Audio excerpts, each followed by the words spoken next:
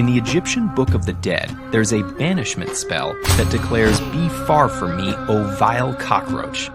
More than 3,000 years later, we're still trying to oust these insects.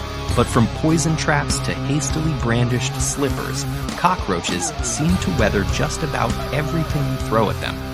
So, what makes cockroaches so hard to kill? There are nearly 5,000 cockroach species. 99% of them live in a range of habitats where they play important ecological roles by recycling dead or decaying organic matter and nourishing other animals. But a couple dozen species adapted to live in close association with humans. German and American cockroaches are among the most common, and they owe their resilience to a combination of physical and chemical adaptations. When it comes to old-fashioned removal methods, they're troublingly tenacious. An American cockroach's sensory hairs or structures pick up subtle air currents and rapidly send signals to its central nervous system. The roach can then turn and sprint away within a few milliseconds, and it's among the fastest invertebrates ever recorded, reaching speeds of up to 50 body lengths per second. This would be the human equivalent of running more than 300 kilometers per hour. And finding a hiding place is no problem. With its flattened, flexible body, an American cockroach can squeeze into spaces less than a quarter of its height. Even if we do land a hit, it can withstand compressive forces of up to 900 times its own weight by distributing the impact along its body. And the cockroach's toughness doesn't end there. Cockroaches can eat a variety of organic matter, including hair, dead skin, adhesives, and paper.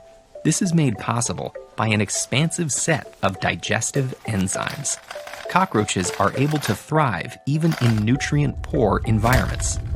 Roaches often eat decaying foods that are low in nitrogen, an essential component of DNA and proteins.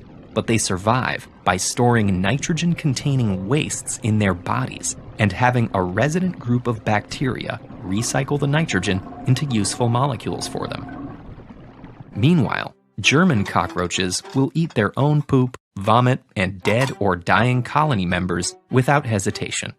An American cockroach will frolic in sewers, consuming excrement and toting microbes like Staphylococcus aureus and E. coli. But they'll rarely suffer any consequences. This is because they're equipped with genes that provide immunity against numerous pathogens. These genes are often duplicated many times over, so when infected, the cockroach's immune system efficiently unleashes many antimicrobial molecules. Cockroaches also have a slew of defenses against pesticides. When a non-resistant roach walks on a surface that's been sprayed with a pyrethroid insecticide, for example, the results will likely be fatal. Once absorbed, the chemical binds to sodium channel proteins, which help propagate nerve impulses.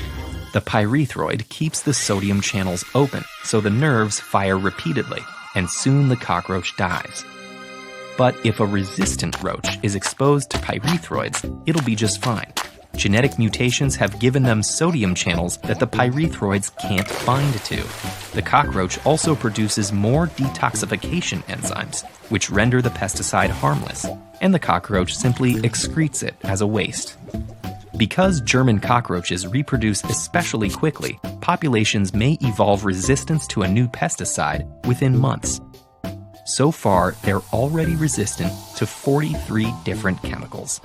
But contrary to popular belief, cockroaches would probably not survive a nuclear apocalypse. Compared with other insects, cockroaches are only mildly tolerant to radiation. They would die near the sites of nuclear explosions and would still be severely compromised miles away. Moreover, disasters that threaten humanity also jeopardize the habitats and buffets we provide roaches. Perhaps the only way to beat them is through our mutual destruction. Or maybe cockroaches would find even more surprising ways to thrive long after we're gone.